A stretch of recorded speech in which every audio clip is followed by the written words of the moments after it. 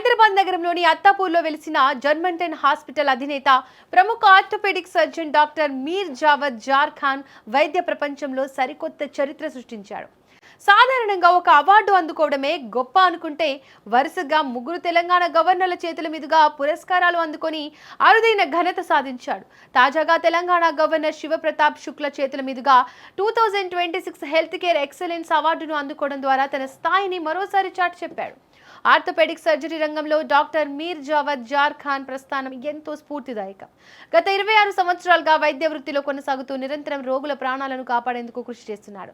తన సుదీర్ఘ కెరీర్లో ఇప్పటి వరకు 20,000కు పైగా క్లిష్టమైన సర్జరీలను విజయవంతంగా పూర్తి చేశాడు. ఇక్కడ ఆశ్చర్యకరమైన విషయం ఏమిటంటే ఈ సర్జరీలలో 99% సక్సెస్ రేటును సాధించి భారతదేశంలోనే అత్యంత నమ్మకమైన ప్రతిభావంతుడైన ఆర్థోపెడిక్ సర్జన్ గా గుర్తింపు పొందారు. అత్తాపూర్ కేంద్రంగా 250 పడకలతో జర్మంటన్ హాస్పిటల్ ను స్థాపించి అత్యాధునిక వైద్య సౌకర్యాలను సామాన్యులకు అందుబాటులోకి తెచ్చాడు. కేవలం వైద్య సేవలే కాకుండా సుమారు 1000 మందికి పైగా సిబ్బందికి ఉపాధి కల్పిస్తూ ఆదర్శంగా నిలుస్తున్నాడు. సమాజం పట్ల బాధ్యత కలిగిన డాక్టర్గా ముఖ్యంగా కరోనా కష్టకాలంలో ఎందరో ప్రాణాపాయ స్థితిలో ఉన్న వారిని ప్రాణాలతో కాపాడి దేవుడిగా ప్రశంసలు అందుకున్నాడు. ఈ సేవా దృక్పథమే అతనికి రాష్ట్రపతి అవార్డును సైతం తెచ్చిపెట్టింది. వైద్య రంగంలో మీర్ జావద్ జార్ ఖాన్ చేస్తున్న నిరంతర సేవలకు గుర్తింపుగా కేంద్ర రాష్ట్ర ప్రభుత్వాలు మాత్రమే కాకుండా పలు స్వచ్ఛంద సంస్థలు, జాతీయ మరియు ప్రాంతీయ మీడియా సంస్థలు వందలాది ప్రశంసలను అందించాయి. ఇప్పటి వరకు 40కి పైగా రివార్డులను సొంతం చేసుకున్నాడు. వైద్యుడిగా తన వృత్తిని మానవత్వంతో తన బాధ్యతను సమన్వయం చేసుకుంటూ ఎందరో యువ వైద్యులకు మార్గదర్శిగా నిలుస్తున్నాడు. నిరంతరం శ్రమించే తత్వం, రోగి పట్ల చూపే అంకిత భావం ఈయనను అందరికంటే ప్రత్యేకంగా నిలబెట్టాయి. సాధారణ ప్రజల నుంచి ఎంతో మంది సెలబ్రిటీల వరకు ఈయన వైద్యంపై నమ్మకం ఉంచడానికి ప్రధాన కారణం ఈయన సాధించిన అద్భుతమైన సక్సెస్ రేటే అని తెలుస్తోంది. లిగమెంట్ ఇంజరీస్ అనేవి కూడా మేము ఆర్థోపెడిక్లో వెరీ ఇంపార్టెంట్ ఆస్పెక్ట్ అండి.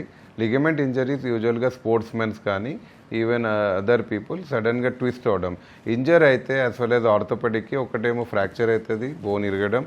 సెకండ్ థింగ్ ఏమో లిగమెంట్ ఇంజరీ. ఫ్రాక్చర్ కాకపోతే you will get ligament. Ligament ఇంజరీస్లో 4 స్టేజెస్ ఉంటాయి, 1, 2, 3, 4. ఫస్ట్ గ్రేడ్ 2, 3 గ్రేడ్స్ ఉంటాయి అనమాట. వెంటనే లిగమెంట్ ఇంజరీ యాంకిల్కి కానీ నీకి కామన్ ఇంజరీస్ అవుతూ ఉంటాయి. ఇవి షోల్డర్ కూడా ఉంటుంది, బట్ మోస్ట్ కామన్ ఆల్ నీ అండ్ యాంకిల్.